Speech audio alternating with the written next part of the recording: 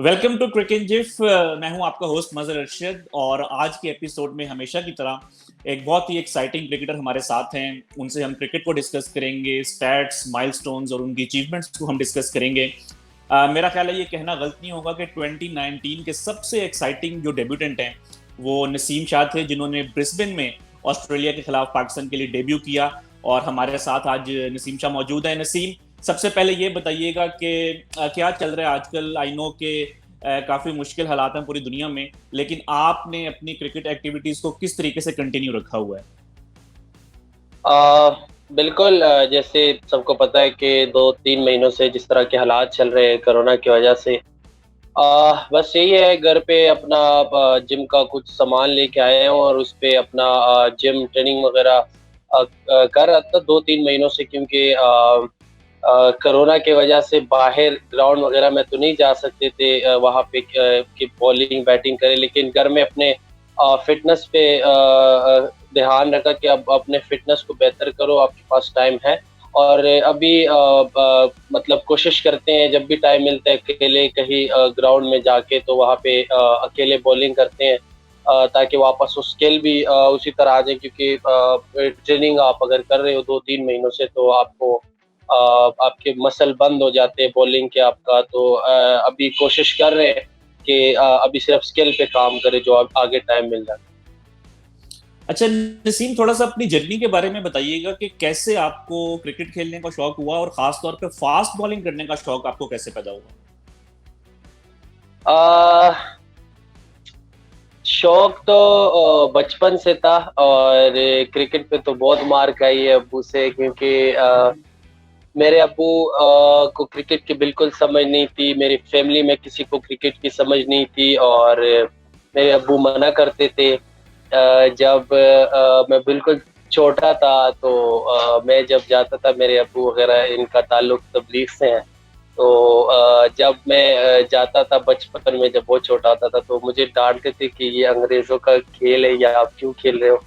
तो बस, लेकिन मुझे शौक इतना था कि मैं रमजान में भी जाता था। नाइट प्रैक्टिस, मतलब नाइट मैचेस होते थे टेप बॉल के गांव में, तो मैं जाता था और रात को फिर शहरी के टाइम में आता था वापस घर के दीवार के ऊपर से, मैं वापस मतलब चिल्लांग मार के मैं घर आता था। तो एक दो दफा अब्बू ने पकड़ा भी है, लेकिन वो वही बात आ जाती है कि आपको शौक हो, आपका जिस्म हर टाइम चाहता हो क्रिकेट खेलो खेलो खेलो, तो इसी तरह ही मुझे मतलब शौक था। टीवी पे मैचेस देखता था उस टाइम पे। शाहिद अफरीदी हमारे घर में जब हम मतलब मैच देखते थे और शाहिद अफरीदी बैटिंग कर रहा होता था, तो टीवी ऑन होता था, जब वो आउट होता था तो टीवी बंद कर देते थे हमारे घर वाले, पता नहीं। लेकिन मुझे शौक था, मैं मैचेस देखता था, और शौक पड़ा क्रिकेट का। फिर इसी तरह हार्ड बॉल में आया, क्लब क्रिकेट स्टार्ट की है। बड़ी मुश्किल आए लाहौर में, मतलब मैंने यहाँ से क्रिकेट स्टार्ट की, यहाँ पे मैं क्रिकेट की वजह से हॉस्टल में रहा। बस शौक की बात होती है, अल्लाह का शुक्र है, स्टेप बाय स्टेप खेलता रहा और अल्लाह का शुक्र है। तो नसीम, अब आपके अब्बू खुश हैं, अब तो आप माशाल्लाह पाकिस्तान के लिए खेल रहे हैं। बिल्कुल, अब्बू तो खुश है। अब्बू को अब काफ़ी समझ आ गई है, मतलब बहुत समझाना होता है। एक मैच तो मैं ग्राउंड में खेलता था, और एक आके रात को मैं अब्बू के साथ मैच खेलता था, कि अब्बू को पूरा समझाना होता था कि आज ये था वो था। अंडर 19 में हमारे 3 डे मैचेस होते थे, तो डेली अब्बू की कॉल आती थी कौन जीता, और वो 3 डे मैच होता था। तो वो उनका मतलब पता नहीं चलता था कि एक दिन में तो रिजल्ट नहीं आता था, तो अगले दिन फिर कॉल आती थी कौन जीता मैच। तो बड़ा एक मुश्किल होता है, क्योंकि आपकी फैमिली ऐसे हो, जहाँ से मैं ताल्लुक रखता हूँ वहाँ से मतलब इतना वहाँ पे किसी को क्रिकेट की समझ नहीं, और खास तौर मेरे फैमिली वालों को कोई उसमें मतलब ऐसा नहीं था जिसको क्रिकेट की कुछ समझ थी। तो वो ये था कि क्रिकेट खेलना, फिर आके जाहिर बात है माँ बाप को आप ये तो नहीं कह सकते कि आपको मतलब समझ नहीं, और आपको हम कैसे समझाएं।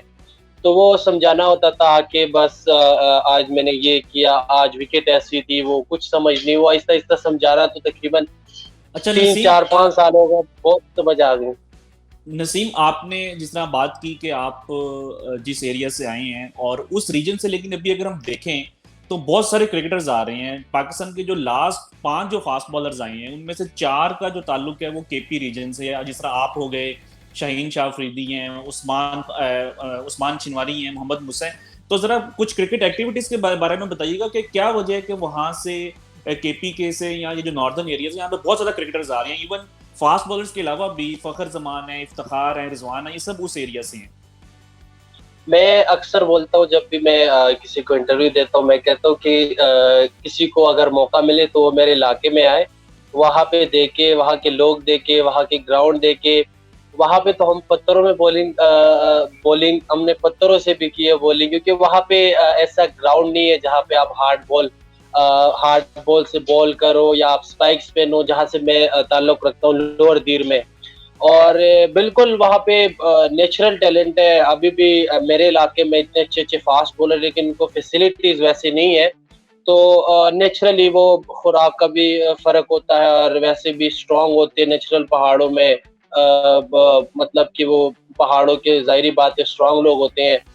तो इसी तरह अब फास्ट बॉलर आपने देखा हो ज्यादातर केपीके से आ रहे हैं, और वो यही वजह है कि उनको स्ट्रांग है, बहुत मेहनत करते हैं। और फैसिलिटीज उनको जो पिशावर रीजन है, ज्यादातर आप देखें पिशावर रीजन के जो प्लेयर्स है वो ज्यादातर जो पहाड़ी इलाके उधर के होते हैं ज्यादातर। पिशावर में तो अच्छे मतलब एकेडमीज वगैरह है, लेकिन जो पिशावर से दूर के इलाके हैं, सवात, लोअर दीर, अपर दीर, ऐसे बहुत सारे इलाके हैं जहाँ पे क्रिकेट की बिल्कुल फैसिलिटीज नहीं है, लेकिन अच्छे जो बॉलर है, अच्छे टैलेंटेड प्लेयर वहां से आते हैं।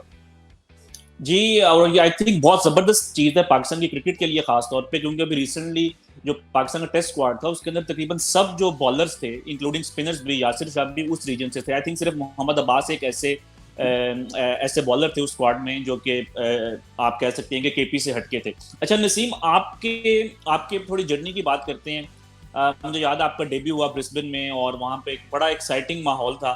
स्पेशली आपने जब वहाँ पे जो वार्म अप मैच हुआ था पर्थ में, उसमें आपने बड़ी अच्छी बॉलिंग की थी और वो जो क्लिप्स हैं इंटरनेट पे बहुत ज़्यादा वायरल हुए। फिर आपका डेब्यू हुआ ब्रिस्बेन में, आपने अपने पहले ओवर में, मुझे याद है जो आपकी एवरेज स्पीड थी वो 90 माइल्स थी पहले ओवर की, और डेविड वार्नर जो है आपको फेस करे थे। जरा बताइएगा कि ये फास्ट बॉलिंग करने का जो शौक है, ये मतलब कि इतनी यंग एज में इतनी तेज बॉलिंग करना, ये कहाँ से सीखा आपने? जैसे मैंने आपको पहले भी बताया कि अपने इलाके में बहुत ज्यादा शौक था, मैंने पत्थरों से भी बॉलिंग की है।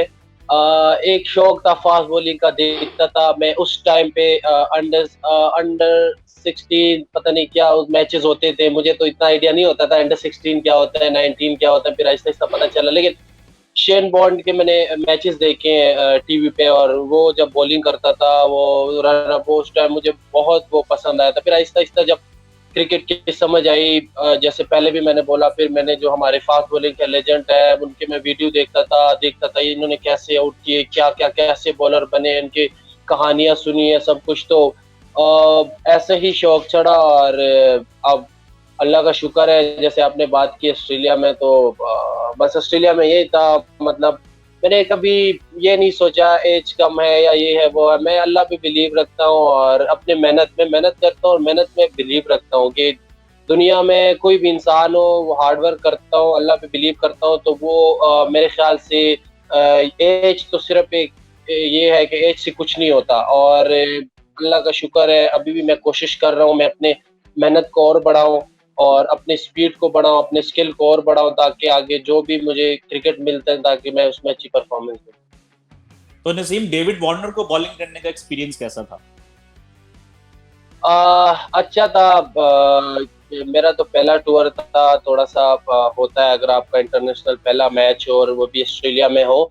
लेकिन ये था कि मैं बिल्कुल इन चीज़ों से नहीं घबराता। बस मैं जैसे पहले भी मैंने बोला, मैं अल्लाह पे बिलीव रखता हूँ। मैं जैसे ग्राउंड में जाता हूँ मैं सब कुछ भूल जाता हूँ, मुझे सिर्फ अपनी बॉलिंग का पता होता है। मुझे पूरी दुनिया में किसी चीज़ का नहीं पता होता, मुझे सिर्फ ये पता होता है कि मेरे हाथ में बॉल हो और मैंने बॉलिंग करनी है। मतलब प्रेशर तो ये तो इंसान के साथ होता है, दुनिया में कोई ऐसा बंदा नहीं होगा जिस पे प्रेशर ना हो।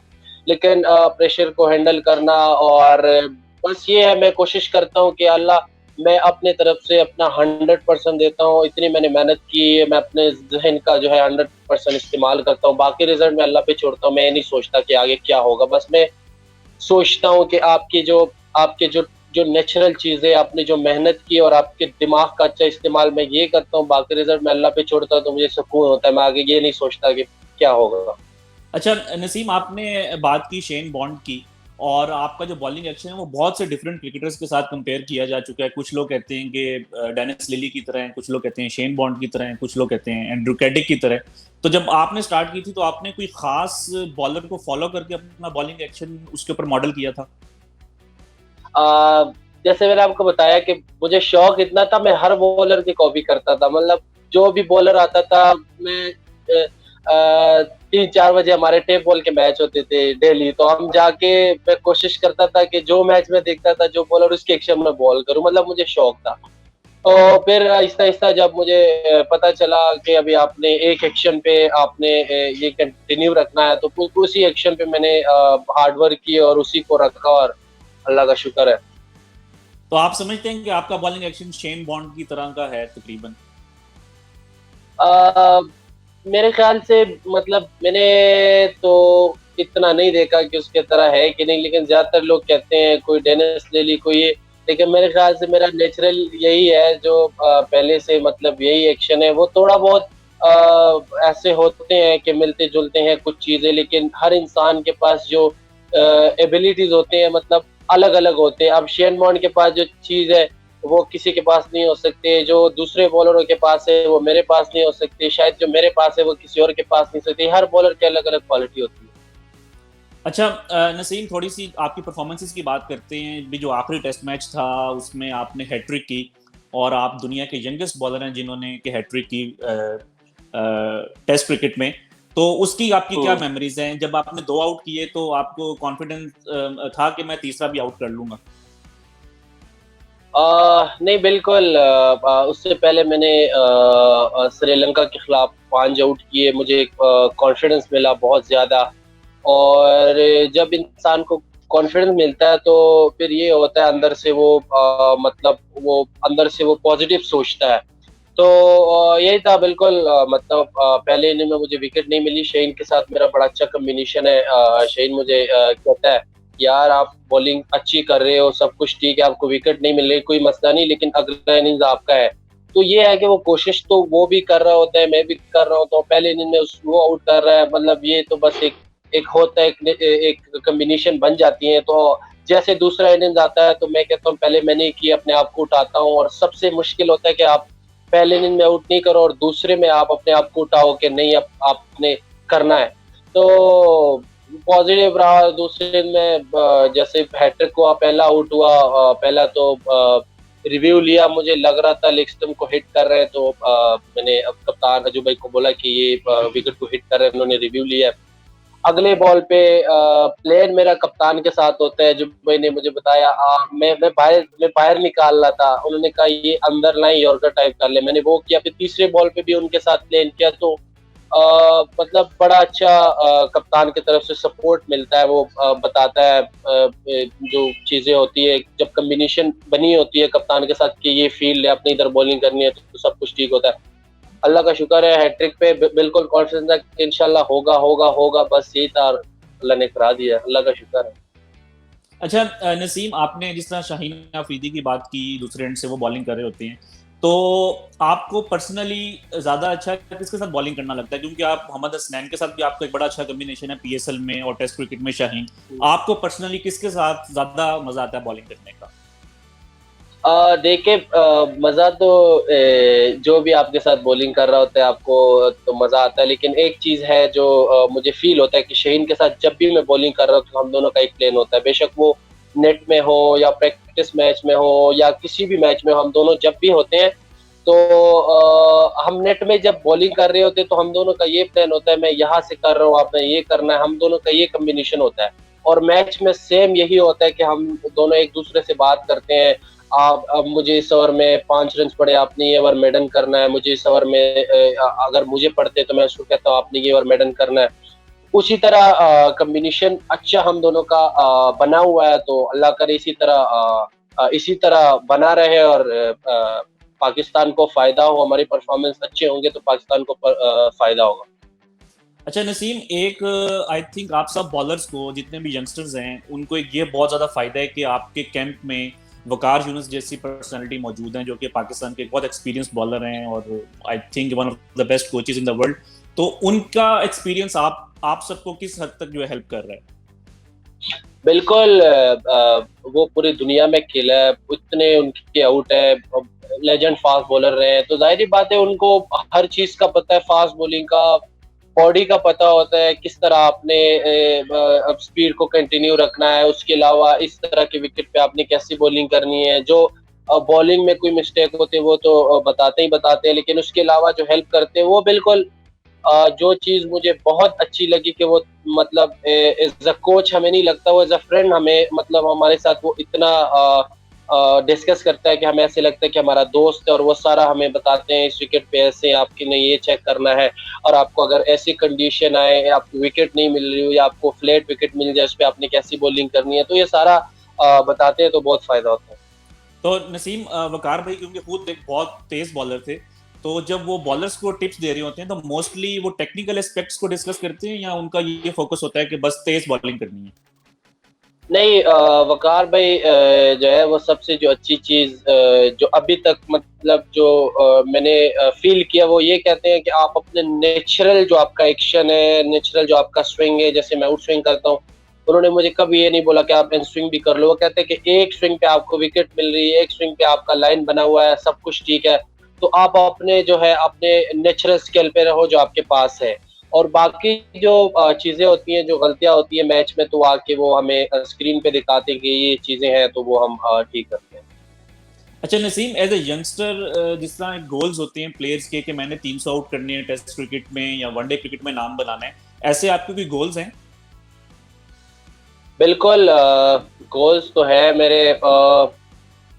सबसे पहले गोल मेरा ये है, मैं जब भी नमाज़ पढ़ता हूँ, मैं अल्लाह से ये दुआ करता हूँ कि या अल्लाह मेरा जितना भी करियर हो, जितना भी मैंने खेलना है, या अल्लाह सबसे पहले कि मैं इतनी मेहनत करूँ कि मैं अपनी मेहनत पे खेलूँ और इसके अलावा यही है कि मेरा करियर साफ़ हो, मुझे कोई मतलब कोई अल्लाह मुझसे ऐसा कोई काम ना कराए जिसकी वजह से मैं लोगों को बुरा लगूँ, और गोल यही है कि मैं पाकिस्तान के लिए खेलूँ, ज़्यादा से ज़्यादा खेलूँ, ज़्यादा आउट करूँ और टेस्ट में ज़्यादा आउट करूँ। जैसे कोई भी मुझे इवेंट मिलता है, टी20 हो, वनडे, उसमें ज़्यादा आउट करूँ और सबसे अहम जो मेरा गोल है कि मैं दुनिया का नंबर 1 बॉलर बनूँ टेस्ट में, और वनडे में भी अगर मुझे चांस मिलता है, टी20 में भी मिलता है, मैं कोशिश करूँगा कि मैं टॉप 5 बॉलरों में या टॉप 3 में आ जाऊँ, और बस सबसे जो जो बड़ा मेरा गोल है यही है कि मैं जब क्रिकेट छोड़ूँ तो लोग मुझे अच्छे नाम से पुकारें बस।